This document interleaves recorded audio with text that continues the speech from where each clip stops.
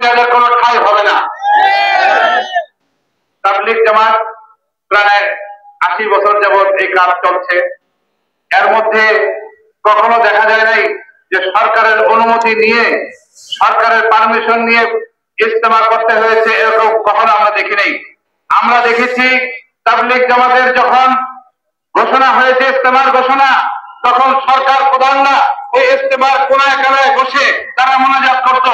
কিন্তু অত্যন্ত দুঃখ পরিতাপের সাথে বলতে হয়, এই অপতৎপরতার কারণে এখন দেখা যায় ওলামায়ে কেরামকেও ওদের কাছে যে অনুমতির জন্য দাঁড়াতে হয়। আমরা আজকে এই সম্মেলন থেকে স্পষ্টভাবে বলতে চাই, আর কোনদিন তাবলীগের ইজতেমা কবে হবে এই প্রসঙ্গে সরকারের কাছে দেওয়া হবে না।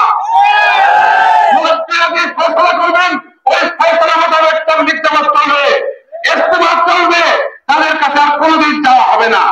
আমি মনে করি আজকে এই মুরব্বিয়ানে কেরাম আজকে স্টেজ থেকে সিদ্ধান্ত নেবেন, এই ওই পন্থীরা যাতে আর কোনোদিন ইজতেমা করতে না পারে, ওই পন্থীরা যাতে আর কোনোদিন টাকার মসজিদে ঢুকতে না পারে, সিদ্ধান্ত নিয়ে আজকে আমরা এই ময়দান থেকে যাবো ইনশাআল্লাহ।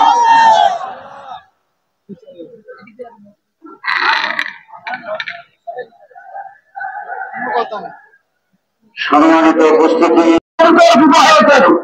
তার প্রতি ব্যাপকভাবে উলামায়ে কেরামের আস্থা অনাস্থা তৈরি হয়েছে। আলেমগণ দায়িত্ব নিয়ে তাকে সংশোধন করার চেষ্টা করেছেন, কিন্তু তিনি সংশোধন হননি।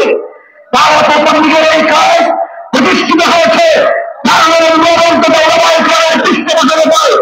মওলানা সাহেবের অনুসারীদের উলামা বিরোধী অবস্থান তাদেরকে নানা ধরনের গুমরাহিতে নিবেদিত করেছে এবং করছে।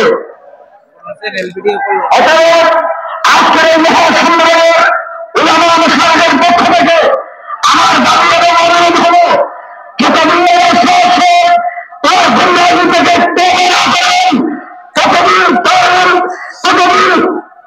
দারুল গ্রামের সহ এদেশের উলামায়ে কেরামের আস্থা না করবেন, ততদিন যেন তাকে বাংলাদেশে আসতে দেওয়া না হয়।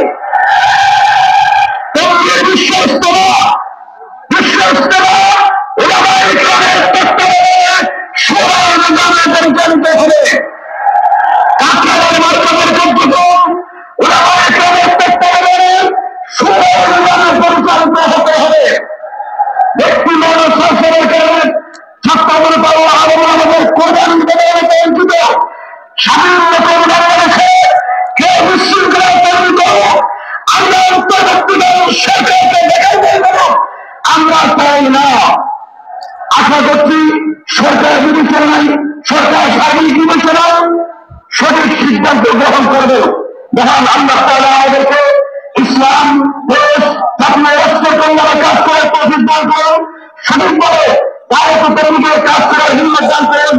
এই মাদ্রাসা সমূহকে আল্লাহ তাআলা হেফাজত করুন। আমিন। মা আসসালাম। আল্লাহ মাসা মহিবুল্লাহ বাবু নবী আমি ইসলাম বাংলাদেশ।